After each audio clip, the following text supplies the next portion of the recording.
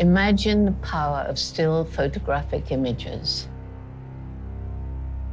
Moments frozen in time that can change the way we perceive our place in the world.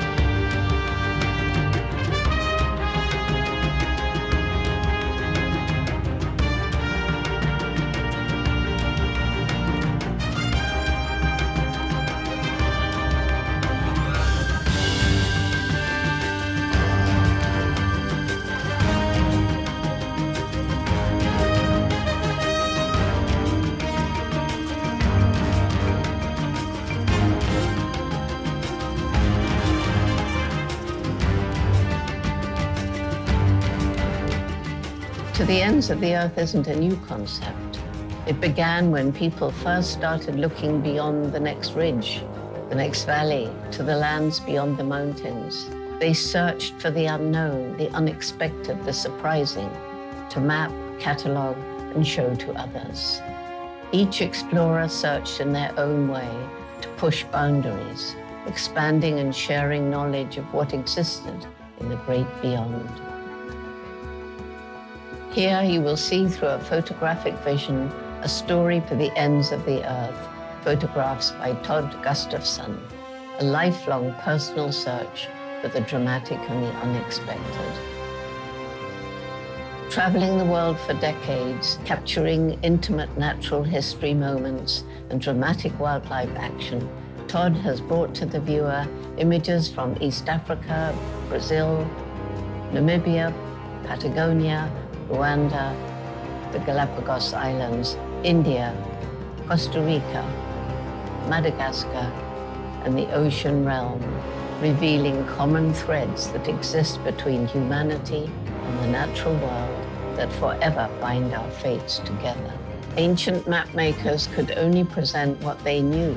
Beyond the edge of the map was the unknown, inhabited by monsters and dragons.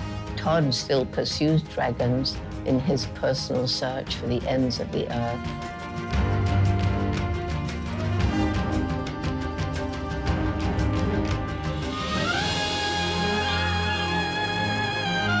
Through Todd's lens, we see a vanishing natural world. We can see a world we have the power to protect.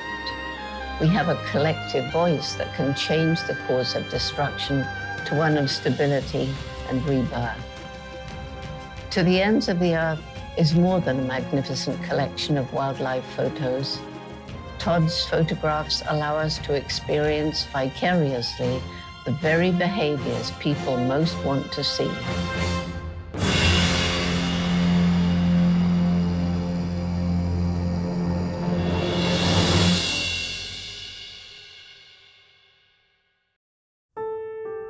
We live on the water planet, a world that is 70% covered by water.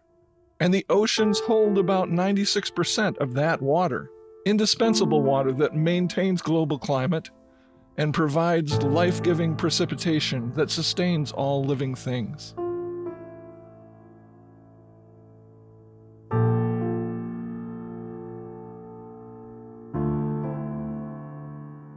The very reason I'm a photographer and travel the world documenting the Earth's beauty is because my biology-zoology-trained dad took our family to Tanganyika's Indian Ocean beaches when he had time off from teaching.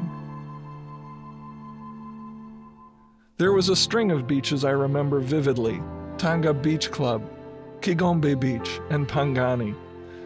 I remember swimming in the waves with my brother and sister, but most of all, there was Dad, pacing the beach, head down at low tide looking for seashells.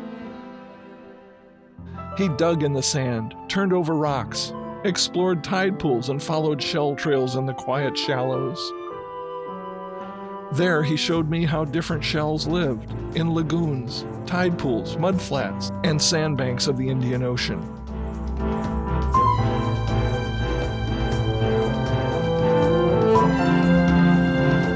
Coronata shells leave a classic trail when they prowl the tidal flats for nutrients.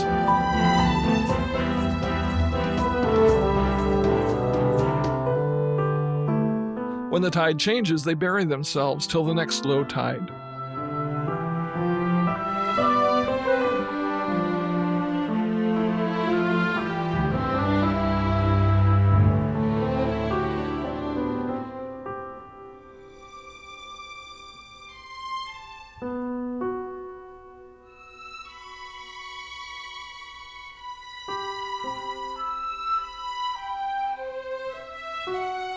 Mollusks have different diets, which determine what style of locomotion each species evolves. Conchs have an amazing foot with a stylized operculum or trap door that allows them to vault across mudflats.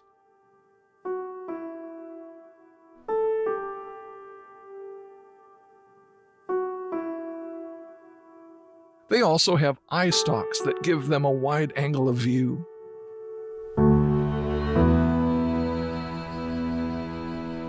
Another unique form of locomotion is employed by Janthena snails. They are pelagic, meaning they live in the open ocean, kept afloat by secreting from its foot a frothy liquid that hardens on contact with seawater into a raft of bubbles. This one has a colony of tag-along barnacles that filter ocean water as the shell travels the sea.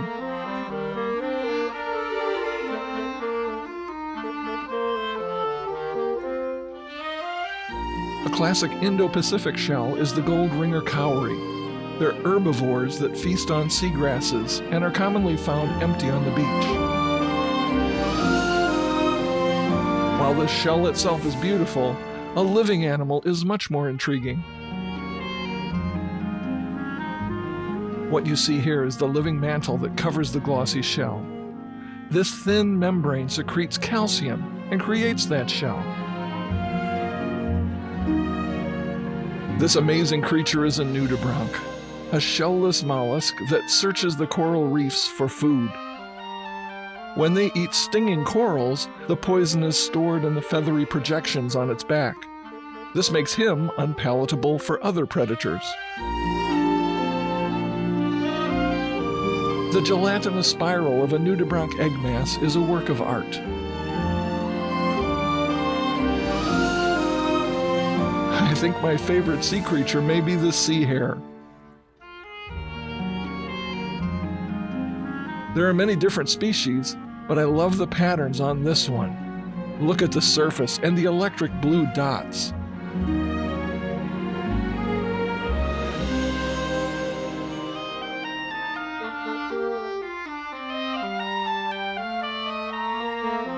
Here are some seashells found on a low-tide reef where there are no tourists.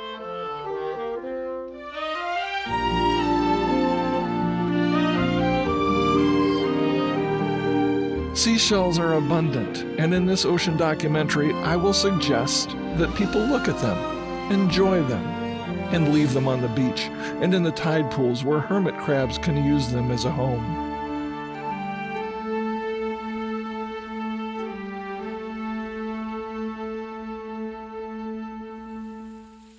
With over 70% of this Earth covered by oceans, it becomes a real issue to try and find the spot that you think would tell the story that's beneath the water. Here in the Maldives, we have a lot of the elements that we need to tell that story. We have tropical atolls, we have lagoons, we have open ocean, we have really good access, and the life that is here, the beautiful Indo-Pacific life includes whale sharks. It includes manta rays. It's got powder blue tangs and sea anemones and clownfish and turtles and eels and octopus. It has the whole story. There are beautiful areas of untouched, undamaged reef that have beauty for as far as you can swim, as far as you can see. And even parts that were damaged during El Nino, they're showing new growth. So there's new coral, and it's marked by sort of a bluish tinge as the new coral is growing where the old ones were.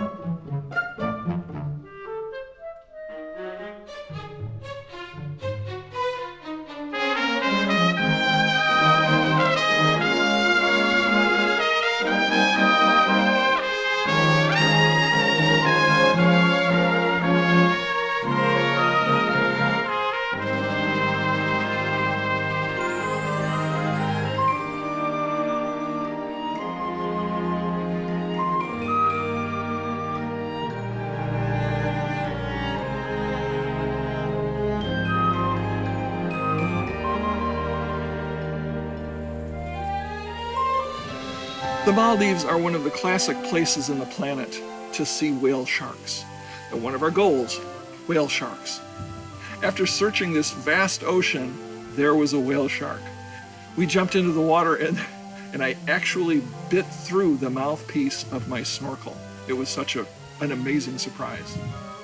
Following whale sharks is extraordinarily difficult. With one swish of their tail, can be 100 meters farther from you than they were. So it's not good to follow them. Trying to get in front of them and just wait. Or finding a turn where you might be in front of them after that turn, that's the key. And then the question is, do you follow them as they go? Or do you just stay still and let them move through the frame with their great girth and the swish of that tail? As a safari photographer, I am used to grabbing my equipment, pushing the button that I know is going to make a difference in the shot, whether it's making it brighter or darker, or the focus, or any number of adjustments I could make. Underwater, there are housings that hold the same camera, and they have buttons that will control all of those functions, in theory. But when a whale shark or a manta ray is swimming at seemingly 100 miles an hour, it's difficult to find exactly the right button to make that thing happen. So that's a real challenge. We're using an underwater housing for our on-land cameras. So we're using a fisheye lens to get wide. Whale sharks are big, so wide angle is good. That wide angle fits into a domed port that makes all of the focus underwater very, very sharp. Here's the back panel allowing us to access all of the buttons and functions of the camera. Right now, I'm using this fan to make sure everything is dry and cool for the next time we go into the water with this housing. When filming whale sharks, it's different than photographing whale sharks. If you point the camera at a whale shark that's underwater and you take a picture, you either get it all in the frame or you don't. But when you're filming, you're trying to tell a story of the girth or the power or the size, the shape, the texture of this whale shark. So as the whale shark turned and I was filming, he came directly under me. It was a question, do I try to paddle and keep up, knowing that I can't? Or I filmed the head and held my position as he went underneath the camera, the entire length of his 20-foot body, till the tail did its last swish. I knew I was in. I know a lot of people think that in order to film or photograph underwater, you have to dive. And I can see the merits of diving. You can stay down longer and you can be a little bit more still. However, I don't dive, I snorkel. So everything you see in this footage will be from snorkeling. I feel you have the best access and the best light on that first 10 feet of water. A classic Pacific character in our story would be the giant clam. So when you say giant clam and you see a little clam 2 inches long with a little wavy, colorful lip, you think, wow, that's pretty, and you get a nice shot. Then you find one that's maybe 10 inches.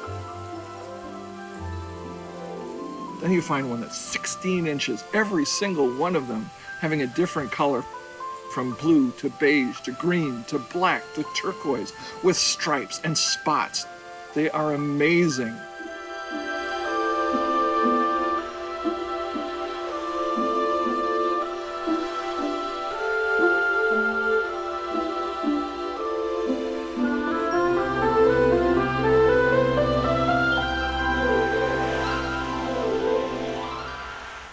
And what about sea stars and their varied colors, shapes, and textures?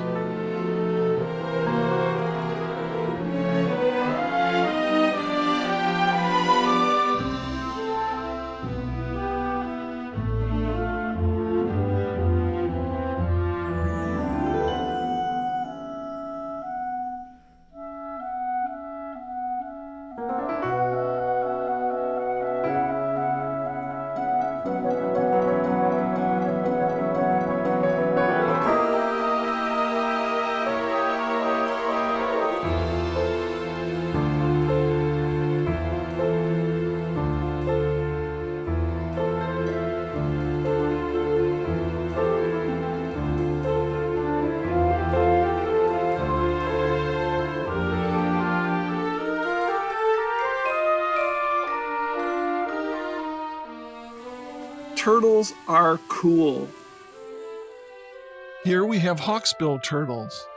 We swam with 3 or 4 individuals, simply observing them as they picked through the seaweeds and grasses for nutrients. They come to the surface to breathe. Sometimes they're at the surface simply to breathe. Other times they're sighting or smelling to see where they are and where they want to be. My favorite shots are not when they're on the bottom. There's a lot of rubble and old-growth coral that makes distracting textures. But when they come up for a breath and they have the deep blue of the great beyond behind them, that's what I like.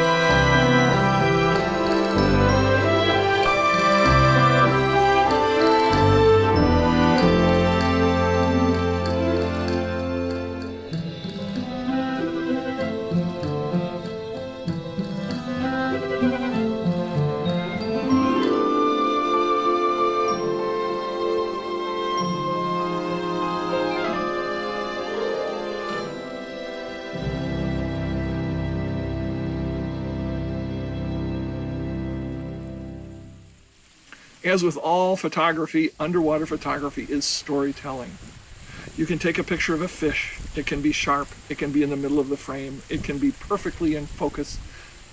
But if it's not doing anything, it's not a story. There's a picture of a parrotfish. It's pretty. The colors are dramatic. However, if there's a cleaner wrasse who's working on that fish, and if that fish were to twist and turn toward the camera, showing its teeth, with which it creates all of the sand in the ocean, that's a story.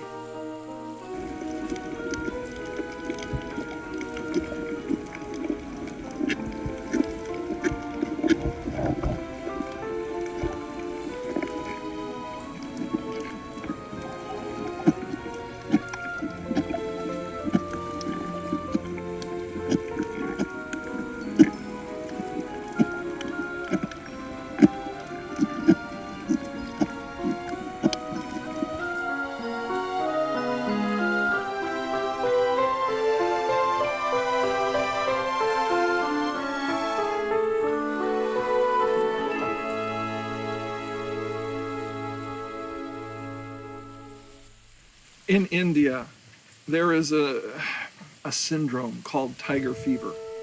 It's just what I call it. If I haven't seen a tiger within the last 20 minutes, there's something wrong. I get jumpy. Gotta have tigers. If you miss tigers for a day, it's a thing. If it's 2 days, it's a tragedy. Now, in the ocean, in this vast, limitless space of ocean, we were looking for manta rays. That was our goal. That was our quest. We needed to be strong. We didn't find manta rays, and it was a hard thing. It was really difficult. So we tried the next day, thinking, we're never gonna find manta rays. This is crazy. We tried once, we're not gonna do it. There they were. We got in the water, there were 6 manta rays on a fairly shallow lagoon. It was 40 feet, but wow, when you saw 6 manta rays swimming and going in circles around each other and doing these social behaviors that they do, heart-stopping, and it was as if we had scored a victory.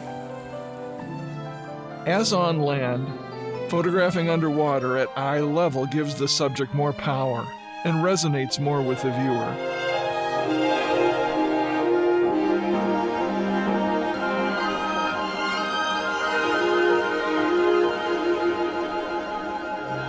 This Indian bulb anemone is right at eye level and brings us into the striped clownfish's world.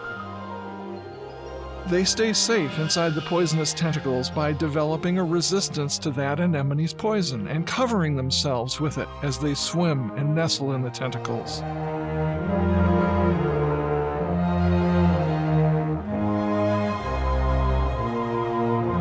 These photos further illustrate that point.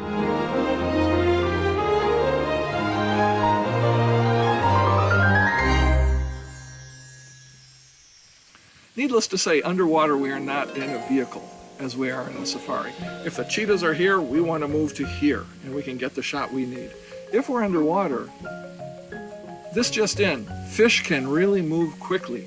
And if you look like you're chasing them, they'll continually move away from you. I find that if there's subject matter in this area, there's dramatic fish, there's pretty stuff, just wait. Let them do what they're going to do, and pretty soon you'll have fish that are looking in your direction, fish that are absolutely parallel with your lens. You'll have some beautiful behaviors that you won't get if you're chasing.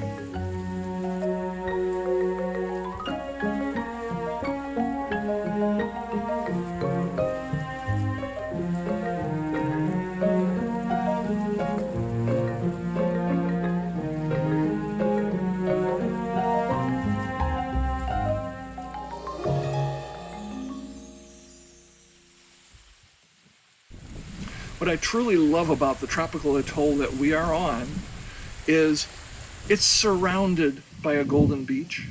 And right at that shoreline in the golden beach are small fry. There are millions and millions of tiny fish in schools all around the island.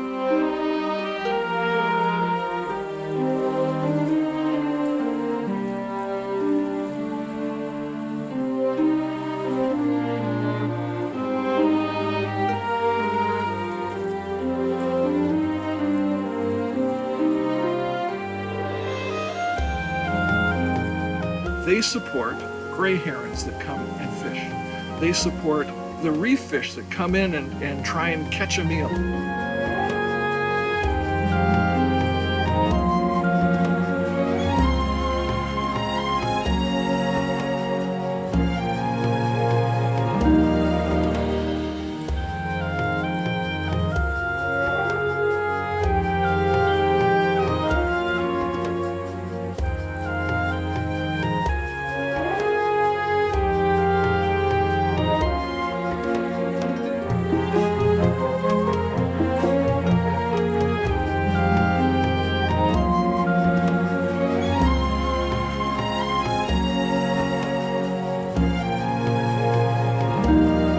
Even sharks. So black-tipped sharks at first light come through the shallows, and you can see the fish they make a split as that shark comes through.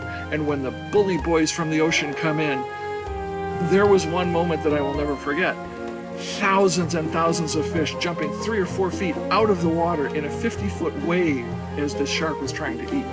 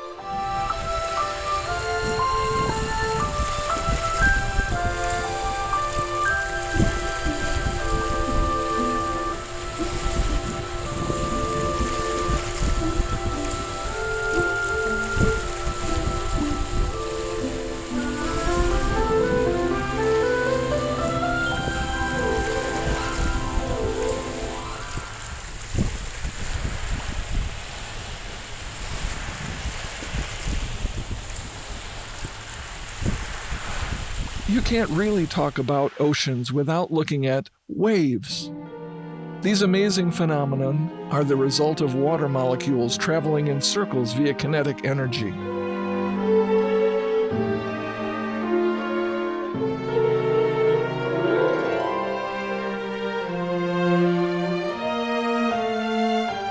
The water of the ocean isn't moving much. It's energy traveling through the water that is in motion. The more energy, the bigger the wave. Columns of water are affected by the orbital energy. As the wave approaches the shore, the column is compressed against the ocean floor, causing the wave to rise up and eventually crest and collapse.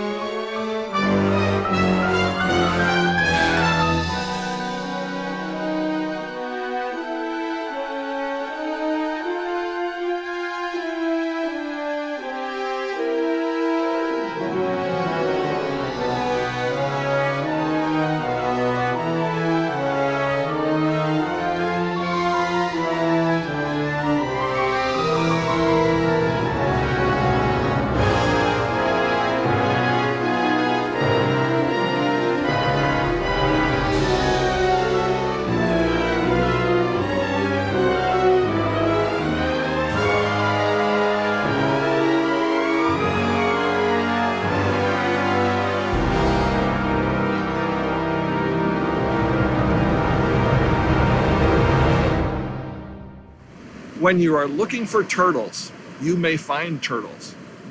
If you don't find turtles, there's always something else. Today we had cuttlefish.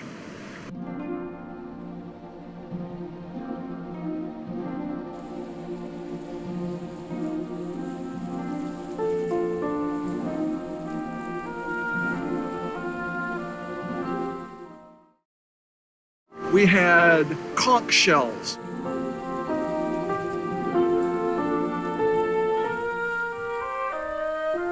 We had beautiful flounder scooting amongst the seagrass onto rocks and changing colors along the way.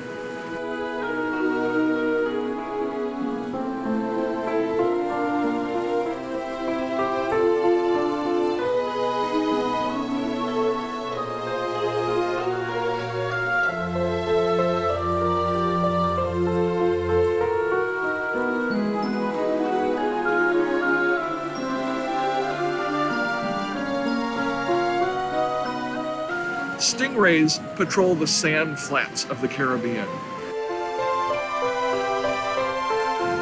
In Grand Cayman, we have a species of stingray called the southern stingray.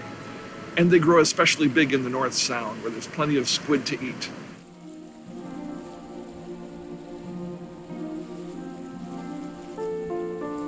And they are looking for squid. They're also looking for murex shells or bivalves to crush with their bite plates. So sometimes if you'll see stingrays clustering, somebody's found something to eat and other ones want that food. Underwater, as on land, light direction and quality are crucial. You can see this in two different shots of stingrays. One is with soft muted light on a cloudy morning.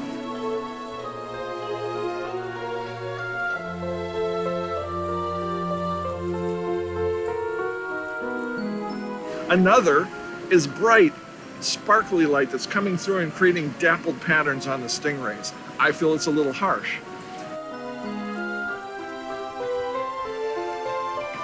The last day was early morning, soft light, soft dappling, and really highlighted stingrays. You'll see the difference.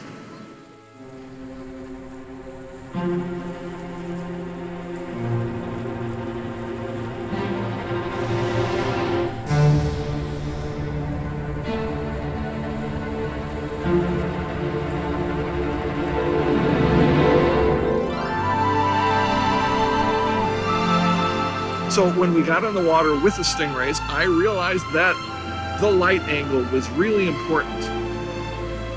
If we became really focused on the species of stingray is what we need to get. It didn't matter what they were on, we were just going to get stingray. We realized that the pictures weren't all that good. The film wasn't all that spectacular. What were the stingrays doing, and where were they doing it? Was it shallow water? Was it clear water? Was it a clean, white, sandy ocean bottom with a clear ocean top? Or maybe there was a spray of seagrass behind them that added some depth and dimension. Were they swooping? Were they in groups? Or were they just a cluster of fins and tails? It all makes a difference in the final picture of the stingray. After the experience of day 1 and day 2, I knew what to pre-visualize for day 3. I wanted some of the grass flats along with the sand. I wanted the stingrays spinning into the shot, not a static going across the frame, spinning into the shot. And having the small reef jacks, having these silver fish right under them was cool too. Shallow Caribbean waters produce tons of sea life. Dramatic things like turtles, tiny things like seashells or sea fans. My favorite seashell might be the flamingo tongue.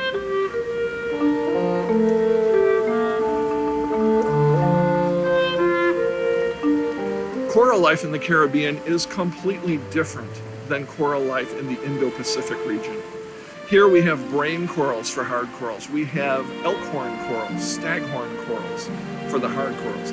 But the predominant things you'll see on the reef, the textural beauty of the reef, is created by gorgonians, sea whips, and sea fans that come in a multitude of colors: cream, brown, blue, purple, yellow, orange, all creating a tapestry in this Caribbean reef.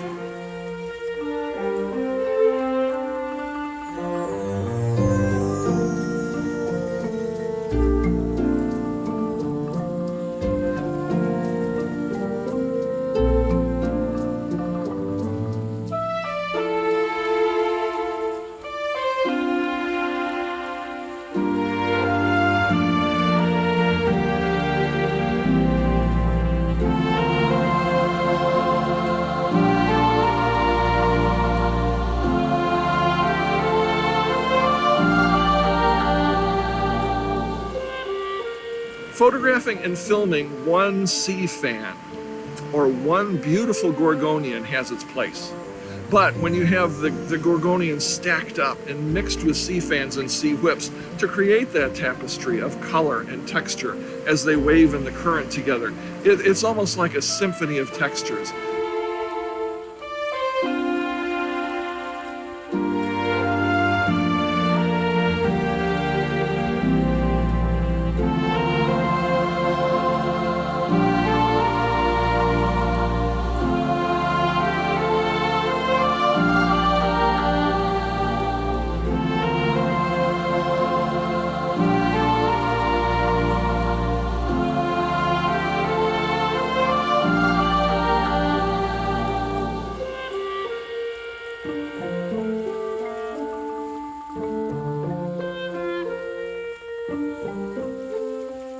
Just because you have found a sea turtle doesn't mean you're going to get spectacular film or pictures of a sea turtle. Everything is dependent on the activity, the light, and the angle of view. What are they doing? Are they swimming? Are they breathing? Are they feeding?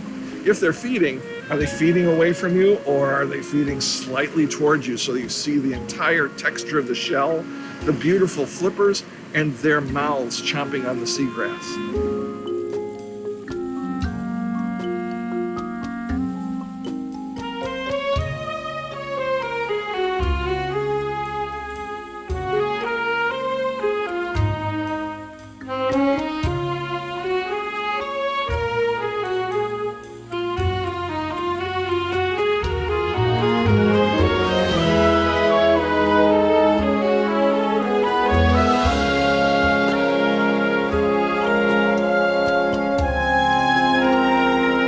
This morning I found a seamount in the middle of a lagoon, sand and eelgrass as far as you can see, and one coral head that came up in a beautiful cone shape. I got enamored with the fish that were in there for protection. The snappers and groupers and some of the little tiny squirrelfish, they're all kind of gravitating toward that seamount for protection, so I went for the fish. I realized that's not the story. The story is the entire biosphere of the seafloor going to the seamount, the surface of the water, and then all of the fish surrounding it. That's the shot.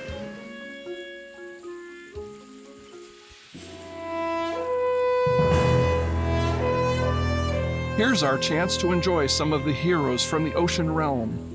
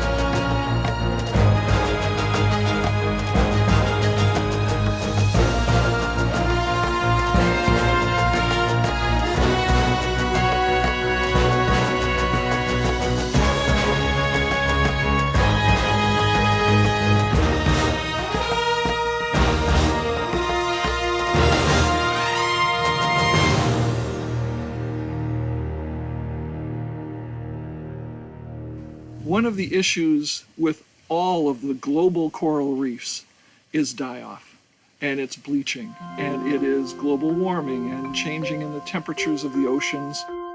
I choose to use my photography to stand with nature, our delicate planet, and the wildlife that are shown in this documentary. Imagine a world without coral reefs, turtles, whales, stingrays, and those are just the obvious animals at risk. And think how these wild creatures have so much in common with each other and with us. Through Todd's lens, we see a vanishing natural world. We can see a world we have the power to protect. If we, of all creatures, can best understand consequences and plan far ahead, then let us do so. To the ends of the earth is sharing the earth's beauty to illustrate exactly what is at stake. Collectively, these photographs explore different aspects of the animal's behavior, a visual commentary on what it means to be born free into the last wild places.